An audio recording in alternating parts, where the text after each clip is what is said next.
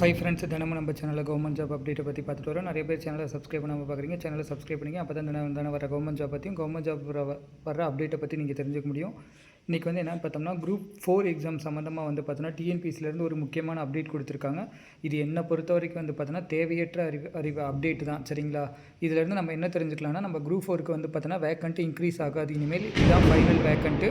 So அதை நம்ம முடிவு பண்ணிக்கலாம். இன்றைக்கி தான் வந்திருக்கு அப்டேட். சரிங்களா? 3/10/2025 தான் வந்திருக்கு. இதில் என்ன சொல்கிறாங்க அப்படின்னு பாருங்கள். கிராஃப் வைஸ் கொடுத்துருக்காங்க, இன்னொரு கண்டென்ட் வைஸ் கொடுத்துருக்காங்க. சரிங்களா? ஒருங்கிணைந்த குடிமைப் பணிகள் தேர்வு குரூப் 4 தொகுதி 4. இதில் என்ன சொல்கிறாங்க அப்படின்னு வந்து பார்த்தோம்னா, கிராஃப் போட்டு சொல்லியிருக்காங்க. 2022-24 வந்து பார்த்தோம்னா இவங்க வேக்கன்ட் ஃபில் பண்ணது எவ்வளோ அப்படின்னு வந்து பார்த்தோம்னா 3560. இதே வந்து இந்த வருஷம் 2025க்கு பார்த்தோம்னா 4456 வேக்கன்ட் ஃபில் பண்ணுறாங்களாம். அதனால் கடந்த 2 வருஷத்தை கம்பேர் பண்ணுறப்ப இப்போ நாங்கள் அதிகமாக தான் ஃபில் பண்ணுறோம் அப்படின்னு சொல்கிறாங்க. ஸோ இது கிராஃப் போட்டு சொல்லியிருக்காங்க. எளியமாக புரியணும் அப்படிங்கிறதுக்காண்டி சொல்லியிருக்காங்களாம். ஸோ இதிலேருந்து வந்து நம்ம தெரிஞ்சுக்கிறது என்ன அப்படின்னு வந்து பார்த்தோன்னா, கம்பல்சரி குரூப் 4ல் வேக்கண்ட்டு இன்க்ரீஸ் ஆகாது. சரிங்களா? அடுத்து என்ன அப்படின்னு வந்து பார்த்தோம்னா, இதில் ஒருங்கிணைந்த குடிமைப் பணிகள் இதுவும் இன்றைக்கி தான் அப்டேட் கொடுத்துருக்காங்க. சரிங்களா? இதுவும் நமக்கு தேவையில்லாது. இது வந்து ஆல்ரெடி நடக்கிறது தான். ஸோ இதை ஏன் திரும்பி இதை சொல்ல வராங்கன்னு எனக்கு தெரியல. 3/10. சரிங்களா? இதில் என்ன சொல்லியிருக்காங்க அப்படின்னு வந்து பார்த்தோன்னா, ஒருங்கிணைந்த குடிமைப் பணிகள் தேர்வு குரூப் 4 தொகுதி 4 பணிகள் 2022ஆம் ஆண்டிற்கு முன்பு வரை வருவாய்த்துறையில் உள்ள வரைவாளர், டிராஃப்ட்மேன் மற்றும் நில அளவையர், ஃபீல்டு சர்வேயர் பதவிகளுக்கான காலிப்பணியிடங்கள் ஒருங்கிணைந்த குடிமைப் பணிகள் தேர்வு தொகுதி 4 பணிகள் மூலம் நிரப்பப்பட்டது.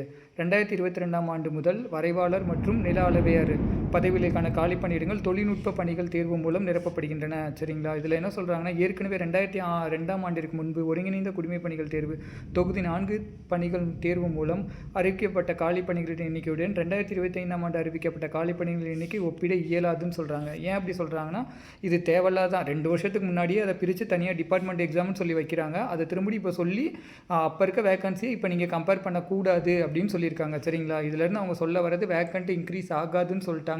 ஃபீல்டு சர்வேயருக்கு அவ்வளோ வேக்கண்ட் எடுத்தாங்களான்னு தெரியல. சரிங்களா? ஆனால் நம்ம இனிமேல் வரப்போகிற வருஷம்லாம் வேக்கண்ட் கம்மியாக வரும்னு இவங்க சொல்ல வர்றாங்களா என்னான்னு தெரில. மினிமம் கடந்த ஒரு 2 குரூப் 4க்கு முன்னாடிலாம் 10,000 கண்டினியூஸாக வந்துச்சு. இப்போ வர்றதில் வேக்கண்ட் குறைஞ்சிட்டு வருது. ஸோ அதுக்கேற்றபடி நம்ம ப்ரிப்பேர் பண்ணணும், பார்த்துக்கோங்க. ஆனால் என்னை பொறுத்த வரைக்கும் இது தேவையில்லாத அப்டேட் தான்.